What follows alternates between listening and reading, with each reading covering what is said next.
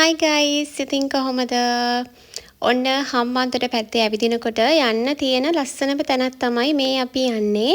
මේ අපි යන්නේ හම්බන්තොට මල්වත්තට. එහෙම නැත්නම් අපි කියනවා මේකට උද්භිද උද්‍යානය.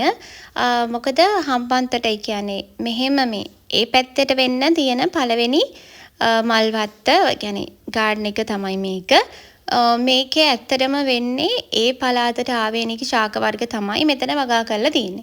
ඒ වගේම මෙහි පළාතේ තියෙන මෙහි පැතිවල තියෙන ශාක වර්ගත් ඒගොල්ලෝ වගා කරන්න උත්සාහ කරලා තියෙනවා. ඉතින් ඇත්තටම අර මේ අපි දැන් මේ පැත්තට ගිහාම ශුෂ්ක කලාපයක් කියන අදහසනේ අපේ ඔළුවේ තියෙන්නේ. එතකොට මේ බලන්න පතොක් වර්ග. එහි සාමාන්‍යයෙන් පතොක් වර්ග හොඳට වැවෙනවා. එහි රස්නි වැඩි නිසා. එතකොට ඒ කියන්නේ ඒවා හැම වගා කරලා තියෙනවා. ඊට පස්සේ ජලය ඕන දේවල් ඒවා ඒ විදිහට වගා කරලා තියෙනවා. ඉතින් එහෙම අර හැම දෙයක්ම ඒගොල්ලෝ වගා කරන්න උත්සාහ කරලා තියෙනවා. ඉතින් ඒක සාර්ථකයි. අනික හරි ලස්සනයි. ඇතුළට ගියාම අර රස්නිය අපිට දැනෙන්නේ නැහැ. ශාක තියෙන නිසා තමයි ඒ රස්නිය අපිට දැනෙන්නේ නැහැ. ඉතින් ඒ වගේ හරි ලස්සනට ඒගොල්ලෝ ඒක ක්‍රමානුකූලව කරගෙන යනවා. මං හිතන්නේ ශුෂ්ක කලාපීය තියෙන පළවෙනි ගාඩන් එක මල්වත්ත තමයි මේ. ඉතින් මේ බලන්න ඒගොල්ලෝ ඒවා ලස්සනට නිර්මාණය කරලා තියෙනවා. මේකට ගේට් දෙකක් මං දන්න තරමින් තියෙනවා. අපි එක ගේට් එකකින් තමයි ඇතුල් වුනේ. මේ බලන්න මේ පාර මං හිතන්නේ මේ පාර මම දැකලා නැහැ අනිත් ගාඩන් වල මෙහෙම තියෙනවා. හරිම ලස්සනයි.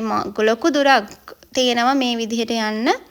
ඉතින් ඒකත් ලස්සනයි. ඊට පස්සේ මේ විදිහ දැන් අපි නම් මේ වාහනයක යන්නේ. වාහනේ යන නිසා හැම තැනම යන්න පුළුවන්. නැත්නම් අර පයින් ගියොත් අපිට මේ හැම තැනම යන්න බැරි වෙනවා. මේ බලන්න මේ කෘත්‍රිමව හදපු වැවක්. ඉතින් එහෙම වැව් හදලා ඒ වගේ ජලය ක්‍රැස් කරලා තමයි මේ බලන්න මේක හරි ලස්සන ආර්ට් එකක් ලියවැලක්. ඉතින් ශාක වලින් කරන්නේ. මට ඒක දැක්කදී මතක් වුණේ හග්ගලත් මේ වගේම ආර්ට් එකක් තියෙනවා. ඉතින් ඒ වගේ අර හග්ගල පේරාදෙණිය හා සමානවම මේ මල්වත්තත් හරිම ලස්සනට ගොඩක් මේ කඩදාසි මල් පිපෙනවා. කඩදාසි මල් බොගන්විලා ගොඩක් පිපෙනවා. ඒ මොකද ඒ පැතිවල ඉතින් අර ශුෂ්ක කලාපීය අවසර නිසා. ඉතින් ඒවා හරි ලස්සනයි. ඒගොල්ලෝ ඒවා කලාප වෙන් කරලා ඊට පස්සේ අපි දැකලත් නැති ශාක මේ හදලා තියෙනවා. ඇත්තටම වටිනවා. මං හිතන්නේ පාසල් දරුවෝ එක්කන් යනවා නම් මෙතෙන්ට ගොඩාක් වටි. මොකද අපි දැකලවත් නැති ශාක තමයි මෙහි ගොඩක් වගා කරලා තියෙන්නේ. ඉතින් මේ වගේ මේ බැහැලා දැන් වාහනේ ගියා වුණත් අපිට බැහැලා ගිහින් බලන්න පුළුවන්. ඒගොල්ලෝ පැයක් දෙකක් එහෙම ඒගොල්ලෝ charge කරන්නේ. ඉතින් අපි පැය දෙකක් ගත්තේ. පැය දෙකට අපිට ඔක්කොම බලලා එන්න පුළුවන් වුණා. අනිකේ විස්තර කරන එක. ඇත්තටම එයා හොඳ සර්විස් එකක් අපිට දුන්නා. හොඳට හැමදේම විස්තර කරා. ඒ වගේම ෆොටෝස් ගහන්න දැන් අපි ෆැමිලි එකක් විදිහට ගියේ. අපි දැන් ෆොටෝස් ගහන අමාරු වෙන සෙල්ෆි නේ ගහන්න. හැබැයි එයා එහෙම නැහැ. අපිට ෆොටෝස් ගහලා දෙනවා. අපිට එකේ කීරියව කියලා දෙනවා. හරිම හොඳ සර්විස් එකක් ඔයාගේ තිබ්බේ. thank you so much. ඉතින් ඇත්තටම හරිම ලස්සනයි ඒ තැන. හම්බන්තොට යනවා නම් ඔන්න යන්න පුළුවන්. තවත් එක තැනක් තමයි හම්බන්තොට මල්වත්ත උද්භිද උද්‍යානය.